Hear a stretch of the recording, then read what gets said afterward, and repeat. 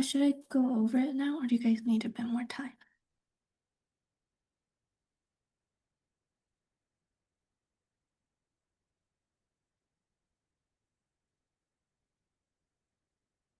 Okay, yeah. So the graph of this function, it's made up of it's made up of two functions. So for positive x, it's gonna look something like this. And then this point is included. And for negative x, it's gonna look, this point's not included, by the way, like that, right? So it's just like this function, this line, but you only take this half of the line. Does that make sense? Okay, yeah, so like if you were to draw the entire graph of this, it would like keep going, but we only restrict the domain to this part, so it's only this half of the line. And then F0 is included in this domain, so it would be 6, because if you just plug in x here, it's 6. And then F-1 is in this domain for x is less than 0. So you'd plug in -1 here to get 4. -4, sorry. And then F2 is in this domain. So if you plug in x is 2 in here, then you get 20. Yeah. So it's pretty similar to normal functions. It's just it just depends on the domain, right? So if you have like one function for one domain and another function for another domain, so you just like organize the domains, and it's just a normal function. Yeah. Are there any questions?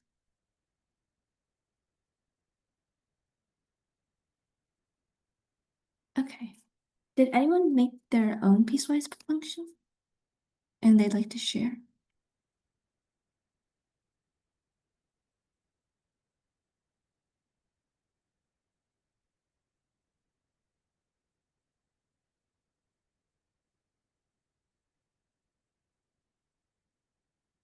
Oh, okay.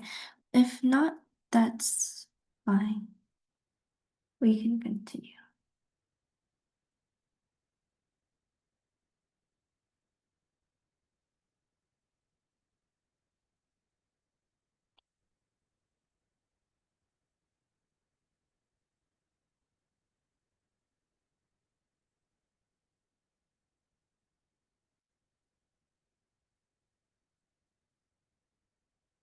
Okay, function transformations. So there's 3 main types of function transformations is translations, like stretching and compressing, and looping. So for translations, it's usually the biggest. So you can shift. Okay, so for a function transformation, it's basically you take some function, some base function, and then you shift its graph however you want on the plane. So you can make it bigger or smaller, and you can move it left or right, up or down, or you can like rotate it or reflect it. Yeah, we're not doing rotations, but we're doing other stuff. So for all of these examples, we're using the base function f of x equals x squared, but it's the same for any base function. So you guys know like the like normal graph of f of x equals x squared, right? So if you want to shift it up or down along the y-axis, so like you can shift it up or you can shift it down, right? To do that, you add a constant here. So it's like this constant here, right? Because like you're adding the same amount to every single output, so then the entire graph is shifted up or down.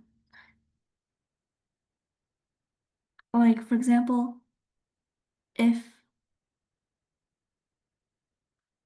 if every day you get 3 cookies, right? That's like a line. But if you started with 5 cookies, then you shift the entire line up. So like originally on the second day you'd have 6 cookies, but now on the second day you'd have 6 cookies plus the original 5 cookies. So like the entire graph, the entire line is shifted up. So basically what we're doing is we're shifting the y-intercept. So it affects like how many cookies you start with, it affects the entire line based on how many cookies you have each day. So you can like add or subtract to the y-intercept. It starts at 0, right? You can add or subtract to the y-intercept and that shifts the entire graph up or down.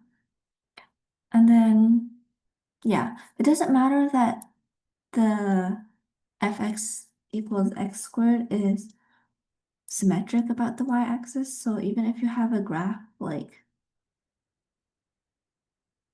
this, if you like shift up the y-axis, so you add like the constant, it's still gonna shift the entire graph up. And then this distance is the constant. Yeah. And then you can shift it down by the same concept. Just you add a negative constant. And then for shifting it left and right, you add a constant to x here, right? So that way you can shift it this way or this way. But the thing is you have to be careful is if you want to move it left, you have to add the constant. And if you move it right, you subtract the constant. So this is like usually the opposite of what you do instinctually. Because like you think if you add, then you move it to the right. But no, because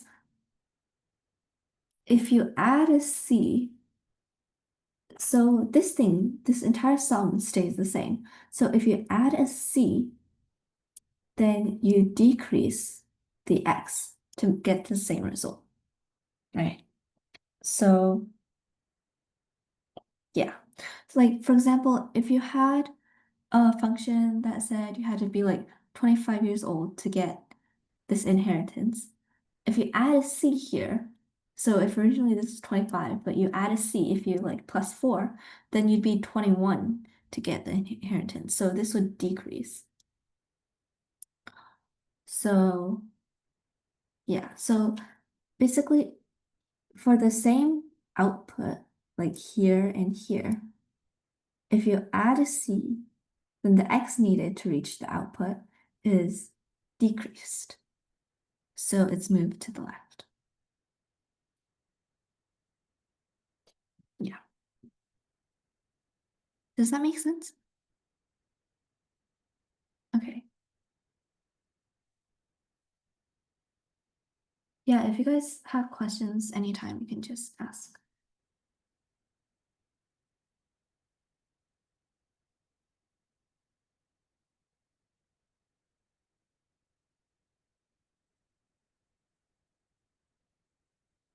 Okay. So stretching and compressing is a bit different. Oh, you want to stay on the page? Yeah, do you guys want like a couple minutes to copy that down or something?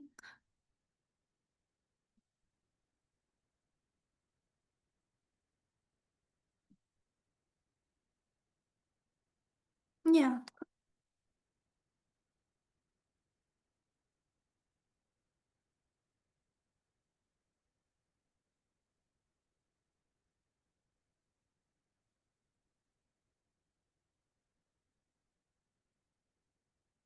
Okay.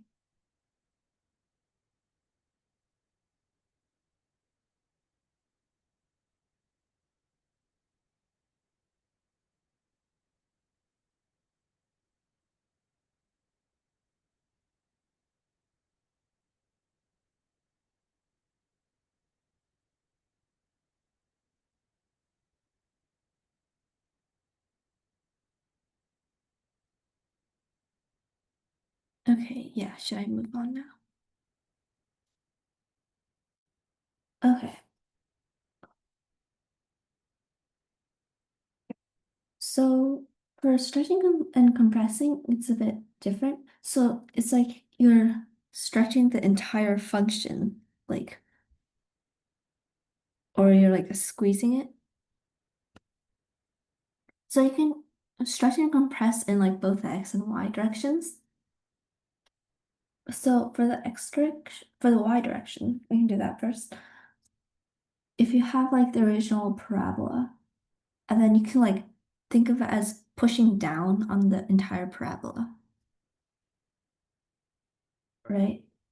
So like if you have this original parabola here, and then you can push the entire thing down by compressing it to get this, or you can stretch the entire thing to get like this.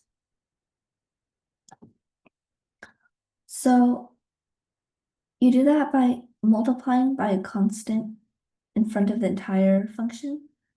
So like it's like that's c times the entire f of x. And then if this constant is bigger than one, it's stretching the parabola or the function. And then if it's between 0 and 1, then it's compressing. If it's negative, then that's also a flip. So we'll get there later. But yeah. So like for example, if you originally had um f of 2 equals 4, right? If you stretch the entire function, then you multiply something greater than 1. So f of 2 will be like greater than 4. But if you multiply by something between 0 and 1, then you're compressing it because then it will be less. The entire thing will be less.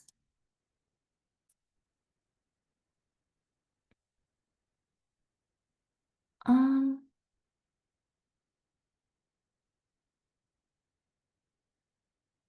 you can think about it as like a percentage, maybe. Like if this is like, for example, if this is the original price, if this if the store has like a sale on everything, then everything is like cheaper, right? But it's still the same relative to the other prices of things. And then if everything is more expensive, it's all like more expensive than the original, but the price is still like relatively cheaper or more expensive. So it's like still the same shape, but it's just like pulled or pushed.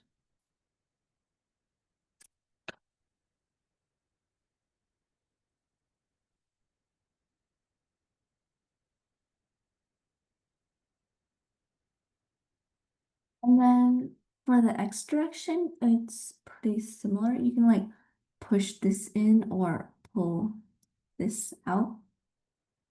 And then to do that, you multiply by a constant here.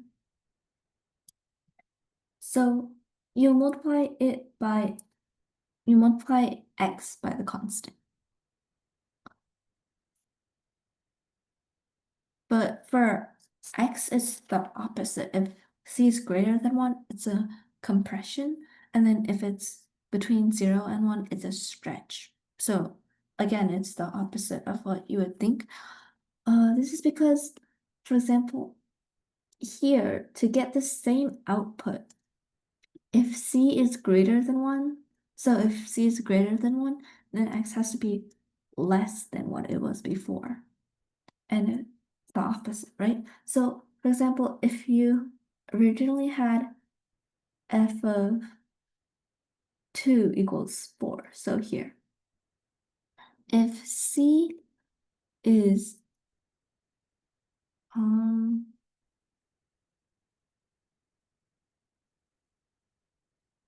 right, so if c is 4, right, then x would have to be 1 to get, sorry, if c is 2, then x has to be 1 to get the same output. So if c is greater, then x has to be less to get the same output. So it moves in. So it's compression. and then the opposite.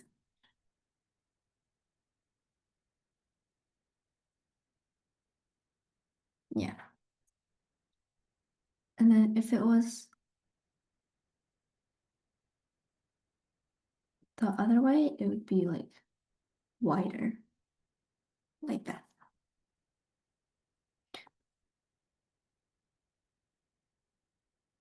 And there is a difference between stretching it in the X direction and in the Y direction.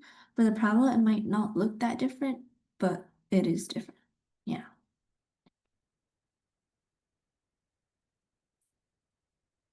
Actually, for a parabola, you can get the same effect because you're just multiplying by C. So if you take out C here, it's just C squared times X squared. So you can get the same effect, but it's different for other base functions.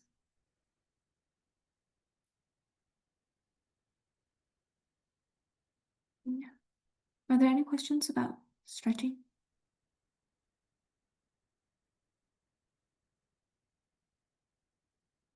Okay, so for flipping it, it's pretty simple out of these three. You just like multiply it by a negative number. So if you want to flip it across the x-axis, then you just multiply the entire function by -1. So then you just flip the entire thing, right? And then if you want to flip it across the y-axis, then you multiply x by -1 to flip it across the y-axis.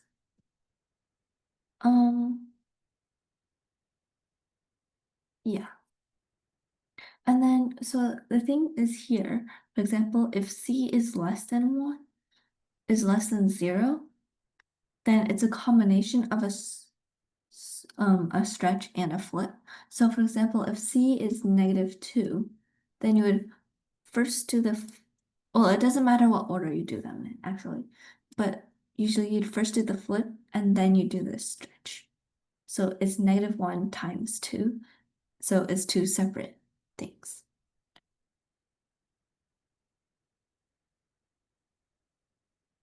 And then for all of these, for all functions, you can do multiple things to it, right? Yeah. So you can move it left and you can move it up and you can stretch it and you can flip it like all at once.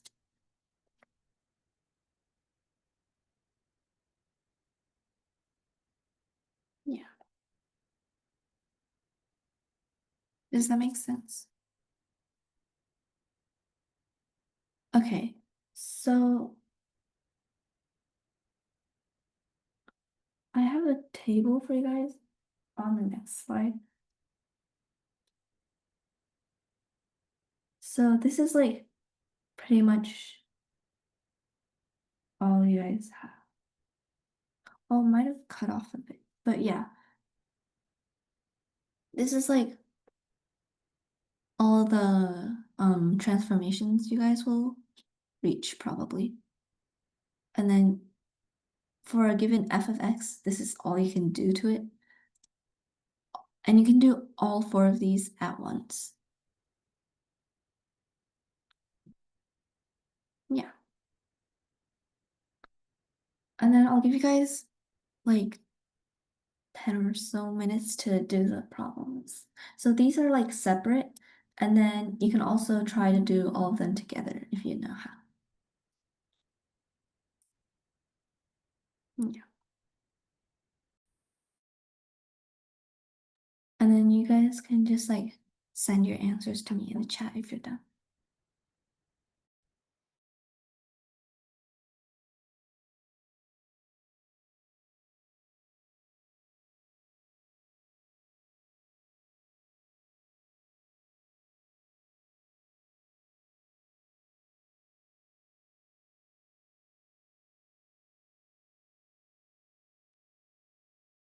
Oh, what do you mean by that?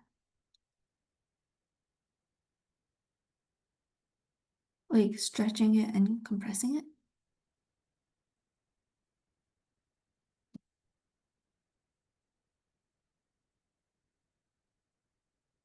Oh, dilations? Yeah, if you have like a dilation of something, for example, like if you dilate it, you can make it bigger, right? But because we're on the coordinate axis, a dilation is basically you stretch it by the x-axis and you stretch it by the y-axis by the same amount. For example, if you stretch something by 2 on the x-axis and the y-axis, then it's just gonna be the same thing, but like twice as big. So it's just a combination of those two stretches. Yeah, that's a good question.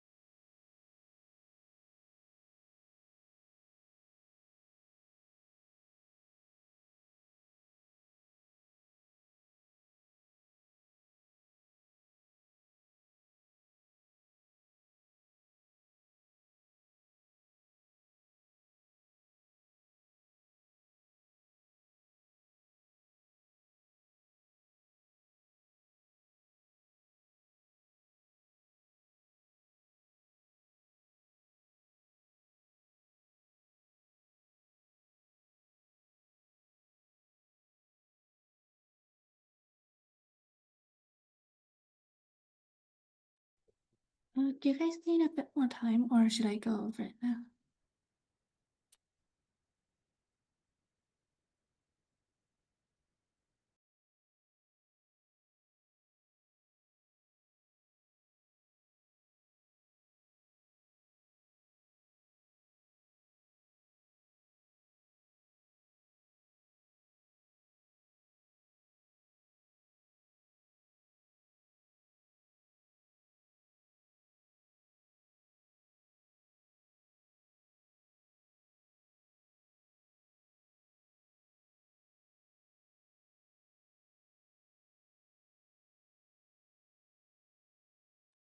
Okay, yeah. I'll do each of the individual ones and then did anyone want to explain? Yeah, I think I'll go over the individual ones and then Violet, you said you wanted to explain the last one? Yeah. Okay, great. So, yeah. So the graph of the original function, it looks something like this. And then we're just not supposed to touch, but yeah. So to shift it 3 units to the left, we do 1 over x plus 3. Actually, I'll take this. It's fine. Because remember, if we shift it to the left, we add, and then if we shift it to the right, we subtract. For all the x transformations, it's usually the opposite of what you think, what like is intuitive. But if you think about it, you can, or if you like test a couple of values, you can usually determine which one is correct. And then to shift it to ups, this one's like usually the easiest. You just add a constant. You just add 2 to the entire function. And then to stretch it by 2 in the y direction, we just multiply the entire function by 2, right? So it's just 2 over x. To compress it by 3 in the x direction, we multiply x by 3, not 1/3, because we want like the output to stay the same, right? So if we multiply by 3, then x will have to decrease by a factor of 1/3 to stay the same. So yeah, we would do x 1 over 3x. Yeah, this one's also the opposite of in the y direction. To flip it across the x-axis, we just multiply the entire thing by -1 to flip it. So it's just -1 over x. Yeah, are there any questions on these? Okay, Violet, would you like to explain the last one? Yeah. Okay. So since this last problem is basically combining all the transformations of the function g of x equals 1 over x. So when I see the bottom one, I know that it's going to have to be negative. Then Yeah. the numerator is going to have to be 2. Mhm. And the denominator is 3x plus 3. And after all of that, you would have to add 2. So when you look at this, you see that the negative is going to flip it across the x-axis. The 2 in the numerator is going to stretch it by 2 in the y direction. And the 3x is going to the 3x is going to compress it by 3 in the x direction. And adding by 3 will shift it 3 to the left. And then the plus 2 will shift it 2 up. Yeah, exactly. Yeah, great job. Does anyone have any questions on the final function? Okay, I think we can end a couple of minutes early then. I'll post. Oh, did you guys see last week's homework? It's posted quite late, I think, but you guys should still get an entire week to do it. Yeah. Uh, this week's homework I'll probably post today, and then yeah, I'll probably post everything today. And yeah, bye. Have a good night, everyone. Thank you. Mhm. Bye. Bye. Bye, thank you.